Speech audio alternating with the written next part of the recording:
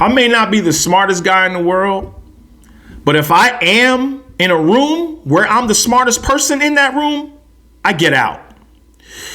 I'm Larry, No Regret Show. On this channel, I say what needs to be said. I don't care about the woulda, coulda crew, the systemic racism crew, the shoulda crew. A lot of these times, you don't even know what color they are. They're just rambling in the comment section because they got to justify the reason for them failing in life.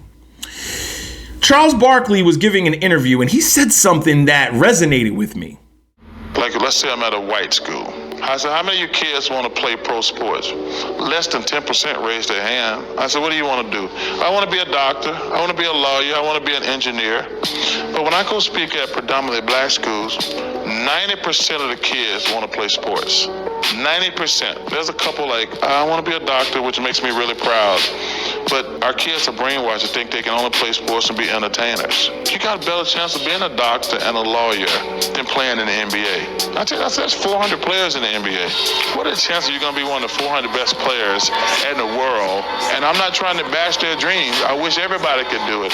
But you have to also be realistic. You're not going to play in the NBA. Who are we kidding? What have I always preached on this channel? I've always said it's not about quantity, it's quality. Thank you so much for the 2,000 subscribers. Thank you. Yeah, I'll put it over here. Thank you so much for 2,000 subscribers. I may not have 500,000. I may not have 1 million, but I never lied to you and I never promised you wealth, riches, and plays, a bunch of bullshit that is not going to work. You see, what Charles Barkley's getting at is when I grew up in the hood, and I always say, parents, move your kids out of the hood because they will have better opportunities. You have a better chance of being an engineer or a scientist than you do making it as a pro athlete. What Charles Barkley was pretty much saying is he's right. When I grew up in Newark, New Jersey, all these black kids, they wanted to play sports. Some of them made fun of me because I wanted to be a NASCAR driver. And you ain't gonna be no NASCAR. There ain't no black folks in that. Oh, I never forget these kids would actually say, you trying to learn? You trying to shine? You trying to outshine us? I dumbed it down. But by the time I went to the white area, I was already having that mindset of, yeah, I ain't smart, man. I ain't smart enough. You know, it is what it is.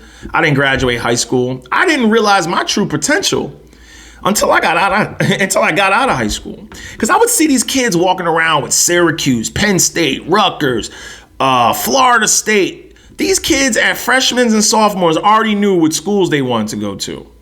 I would hear people, I want to be an airborne ranger. I was like, what the hell is an airborne ranger? I would hear kids, oh yeah, I want to be in the National Guard. I want to be in the Coast Guard. I want to be a fighter jet pilot. I want to be a fireman. I was like, what the hell? You guys don't want to, be professional baseball players, football players, and basketball players? These kids were already dealing with reality. Nah, my dad's only 5'9". I'm not going to be that tall. I'm dead ass. They would come out and say that. They already knew about reality because their parents were like, listen, you probably ain't going to be a basketball player. I ain't going to try to shoot your dreams down, but you got to have a backup plan. This is why I say try to get your kids out of the hood, man. Get them out of the hood before you buy that Benz. Get them out of the hood before you buy that new TV, because people in the hood gonna hate on you. I'll tell you that right now. It's crabs in a bucket. The woulda, shoulda crew gonna be in the comments. Systemic racism and the white man made us that way. It's 2024. If you're watching this on an Android or an iPhone, chances are, if you're talking about systemic racism and being poor, you don't know what real poor is, because I can guarantee you never travel. Go to Cuba, go to Havana. Those kids don't even have toys. They're playing with tires and sticks. All right. Your kids have phones. They have TVs. You have a car. Some of you may have 2 cars, but you're talking about poverty. You see, a lot of people up here, they don't want to talk about what's real. What's real is black folks these days have every opportunities like everybody else. You will have some dumbass white folks. You will have dumbass black folks. You will have dumbass Hispanics. You'll have dumbass Asians. You'll have dumbass people in general. There's always going to be dumb people. There's always going to be a sucker who's willing to buy a shortcut every day. There's always a sucker. So if you're selling sucker shit and information that don't work, you'll be in business for the rest of your life, because there is a sucker born every day. But I've always told black and brown folks up here how I got out. and how I know countless other black folks that got out was they pretty much said, you know what? I'm going to hold off on those German automobiles because you can't say you hate the white man if you drive a German car. You can't say you hate the white man if you're driving a Swedish car. That shit don't work, okay? So stop. You can't say you hate the white man if you rocking Louis, Gucci, Givenchy, and all that shit. You're standing in line blowing your paychecks on that shit. You don't hate the white man. You support the white man every day with that shit. As soon as y'all come around, they get excited. Excuse me, Mr. White Man, thank you for bringing us here. We love you. Yeah, the white man. You're not supporting yourself. Now, every time I get up here, I'll always say, you have the answers. I cannot sell you the shortcut. I will not sell you the shortcut because I'm not a scammer. I always say, take a look in the mirror, get a great career, live below your means, live in a better area, because the people in those areas, you're going to learn something. I learned so much from people.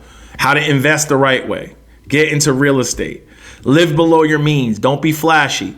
The loudest can in the room is usually the most emptiest. When I go into a room and there's people in there talking about real estate and they're talking about investing and they're talking about all this, I sit back and shut up. I want to listen.